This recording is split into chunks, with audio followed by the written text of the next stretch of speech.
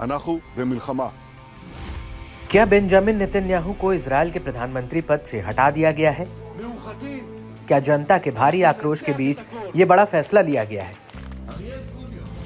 क्या गाजा युद्ध में हमास का सफाया ना करने के चलते ऐसा किया गया?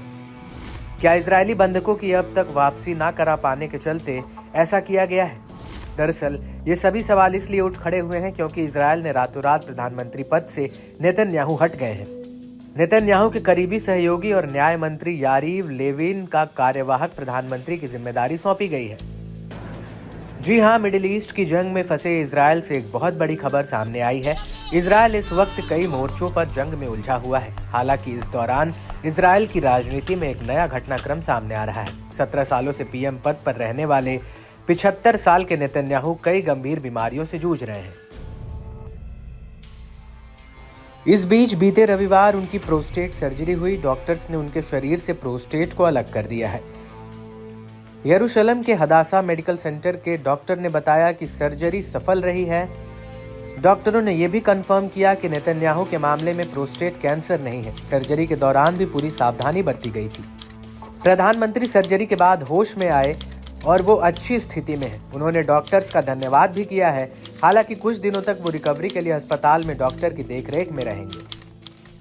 मगर नेतन्याहू को अभी कई दिनों तक अस्पताल में निगरानी में रहना होगा। नेतन्याहू को संभावित मिसाइल हमलों से सुरक्षित रखने के लिए एक अंडरग्राउंड रिकवरी यूनिट में लाया जा रहा है। यानी इस अंडरग्राउंड यूनिट पर मिसाइल हमले का भी असर नहीं होगा। बता दें कि इससे पहले भी नेतन्याहू की कई सर्जरी हो चुकी है। पिछले साल नेतन्याहू को डिहाइड्रेशन की वजह से अस्पताल में भर्ती कराया गया था। पिछले साल ही नेतन्याहू को दिल से जुड़ी बीमारी के बारे में पता चला था। इसके बाद उन्हें पेस मेकर लगाया गया था। इस साल उनकी हार्निया की सर्जरी भी हुई है। बहरहाल नेतन्याहू की सर्जरी ऐसे समय में हुई है जब उनके खिलाफ भ्रष्टाचार के केस में सुनवाई चल रही है।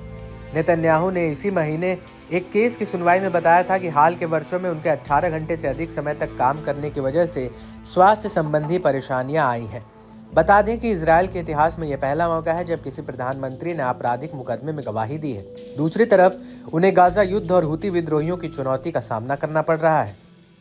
हालांकि लेबनान के हिजबुल्लाह समूह से सीज फायर डील के चलते उत्तरी इजरायल में फिलहाल शांति बनी हुई है। ऐसे में तमाम चुनौतियों और मुसीबतों के बावजूद नेतन्याहू ने अपनी एक दमदार पहचान बना रखी है। हमास और हिजबुल्लाह से युद्ध में अक्सर वो अपने सैनिकों से मिलते दिखते हैं। वे अपने सैनिकों की हौसला अफजाई में भी हमेशा आगे दिखते हैं। उनको अक्सर सेना की वर्दी में मिलिट्री साइट पर जवानों का जोश बढ़ाते हुए देखा जा सकता है। हालांकि उनके स्वास्थ्य समस्याओं के खुलासे ने इजरायल में राजनीतिक तनाव को बढ़ा दिया है।